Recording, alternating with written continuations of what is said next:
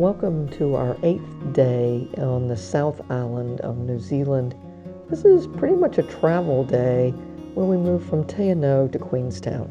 We started our day at 5:30 and then took a 6:45 bus from Te Anau to Queenstown. This is a 2-hour ride, and if you're a photographer, you know that this is bad news because the sun comes up during this time frame, and as photographers, being on a bus where we have no ability to stop, this is torture. Yeah, for us, you don't need any fancy pieces of equipment of torture, like the rack or inversion tables. Just put us on a bus with pretty scenery going by and no ability to stop. You know those dogs that have their head hanging out the window? Well, this is basically Guy and I with our noses up against the window going, oh, that's pretty. Oh, I wish we could stop.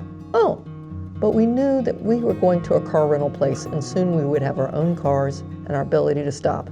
So thank goodness there was a relief ahead. Yeah, you think this line is going slowly along this road. Imagine how it was for us watching that gorgeous light on the scenery outside. Once we finally made it to Queenstown, we picked up our car rental from Apex Rentals and started our drive up the Crown Range Road. Our first stop was the Crown Terrace, where we could look down on Arrowtown and in the Arrow Valley across to the remarkable mountain range.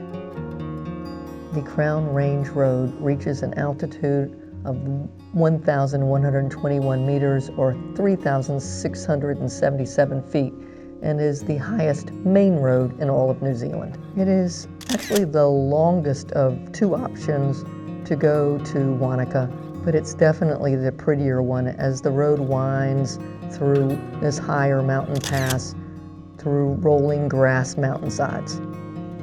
This road was really pretty, so I do recommend it for photographers traveling between Queenstown and Wanaka.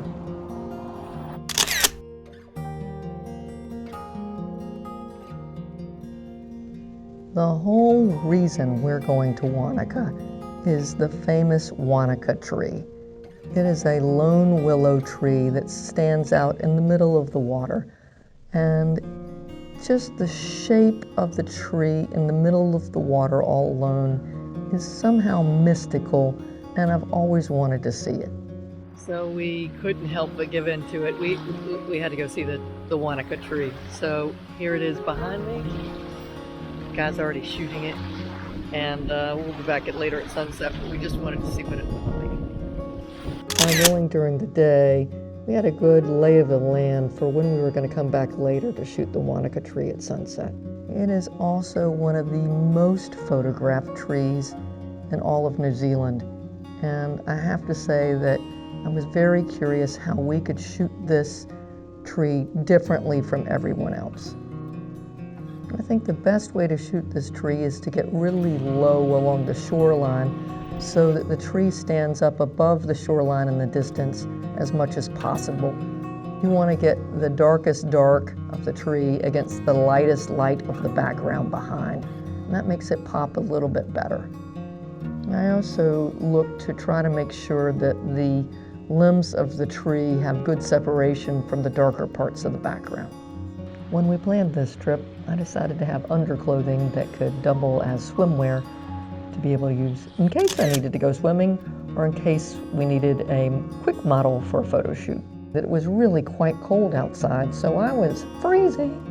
I really liked this perspective shot with the heart shape of my hands. It was just a little tricky to get the tree and my hands to line up. And Guy ended up taking one photograph with my hands sharp and one photograph with the tree sharp and overlapping the two pictures in Photoshop.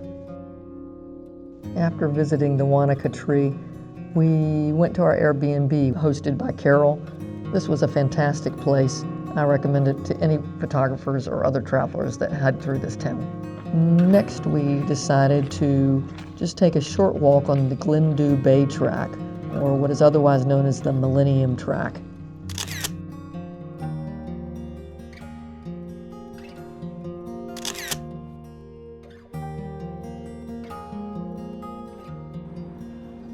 It is a walking and biking track that follows the western shoreline of Lake Wanaka.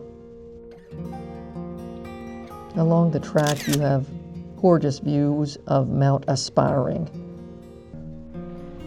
We could not walk too far along this track because we had to get back in time to be able to go back to the Wanaka Tree that night.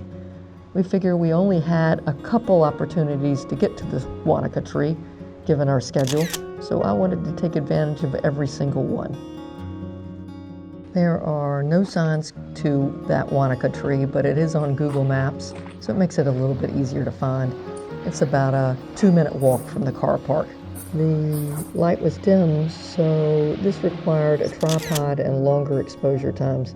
But I love the effect of the long exposure and how it smooths out the surface of the lake.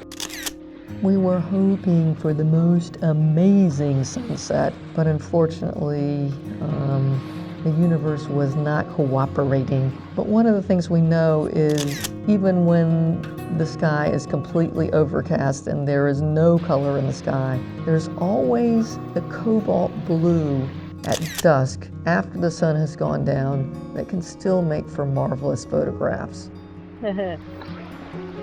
What you can't see here in the dark is us taking a picture of the Wanaka Tree in the dark. That little dot in the foreground is the camera, and maybe next we'll show you the picture.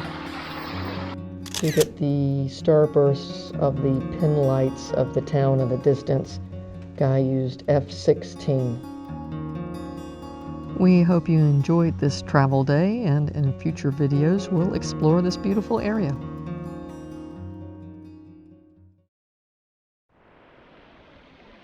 Okay. Don't get up right now. My leg is hurting like that. Okay. I want to be able to see. There it is.